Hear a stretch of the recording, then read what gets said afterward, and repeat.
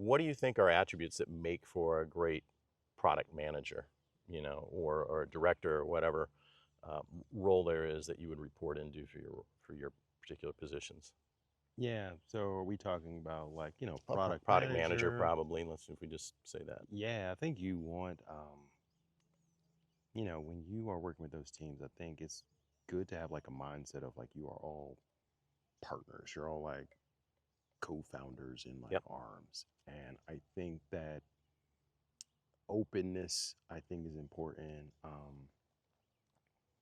Having the ability to kind of like just dive deep, think creatively, and I think flexibility, right? Like as a Hmm. designer, you're trying to advocate for the customer, right? And so you're trying to do what's best for them. As like a product person, like your responsibilities are to help grow the business. And so your metrics are around like growth. As an engineering partner, you want to make sure the product works properly. There's not a lot of bugs, it's efficient, low Hmm. latency, like it's about performance, right? Yep. And so I think recognizing that each role is like accountable for one of those things and making sure that you recognize like, all right, design is like looking out for the customer in that way.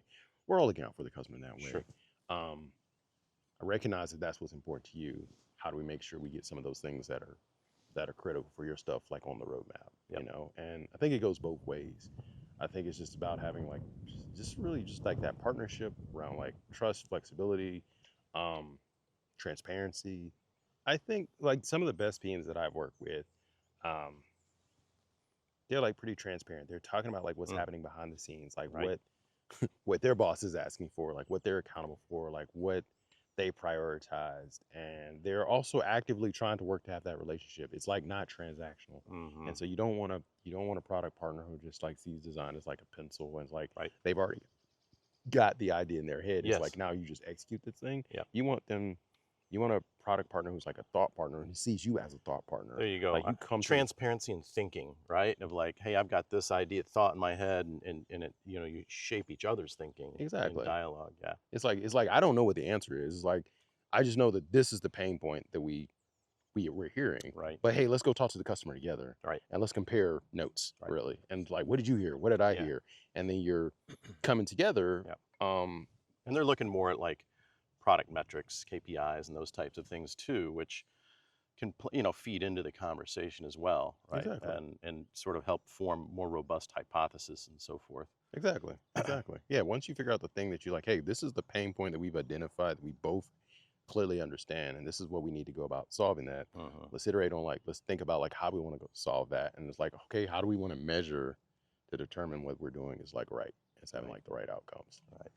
All right. Last one here. I'm going to ask the same thing about the research function because designers work with UXR research regularly. So, what makes a good research partner? A lot of times I can imagine that there's like an actionability gap of like, how do I translate these insights? But, in what are some of the better experiences that you've had that say, that's the way I love to work with research? Man, I had a really good research partner at Square, and she was kind of unlike any researcher I'd worked with in the past. In that, in the past, I've worked with researchers who were working on something, but until that research report was complete, they Mm. weren't like really sharing Right. any answers, and then they just gave you the document like, here is the research readout, and you had to go through it yourself Figure it sometimes to out. figure it out. Like, and but you like, I have a question about this one thing. Can you tell me that? It's in the doc. Like, Uh, that's what I kind of wanted to know. yeah.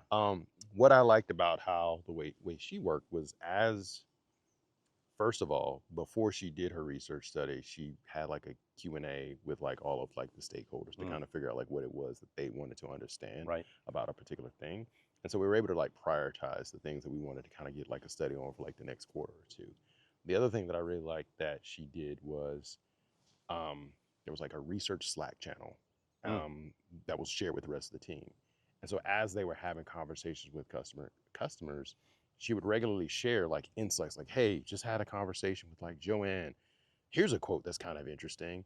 And then she added a "how might we" statement at the very end of that. And it was Oh, like, cool. "Ooh, that's interesting, right?" And so as the study was happening, you were getting bits and pieces of like the things that she was kind of uncovering, and it allowed you to kind of like, oh, okay, that's interesting. So you kind of added those things to like your backlog of things to discuss. And at the very end, she did like a formal readout did some kind of like synthesizing of like here's what we just heard. Mm-hmm. Sometimes she would share the video of all the different people that she Right. she interviewed, and then Don't take my word for it. Yeah. we would all and so what was cool was like we would do this like meeting where we would all have like say there were like 5 people that she interviewed, like everyone had to pick a person that they wanted to like go listen to.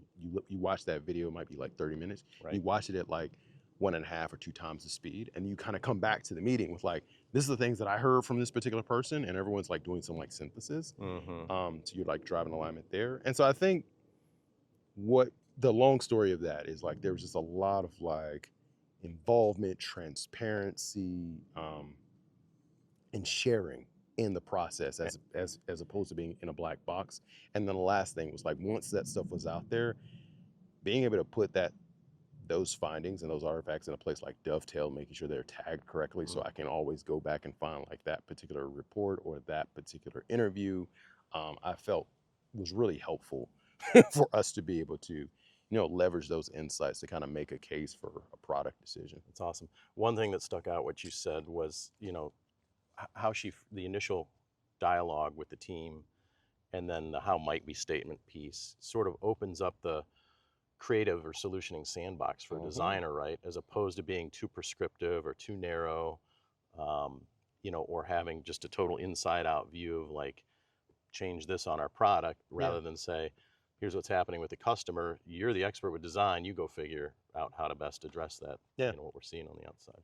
Totally. Yeah, it was very yeah, I really enjoyed that particular process. And like wherever I move forward, I'm going to like recommend those particular playbooks and methods when we're like working with like research, because I feel like our design team was always like well informed. We always started our decks with like, here's like 2 or 3 insights we have. Here are like 2 or 3 quotes that we have. Like there was like data galore that we're able to kind of like make our case. Awesome.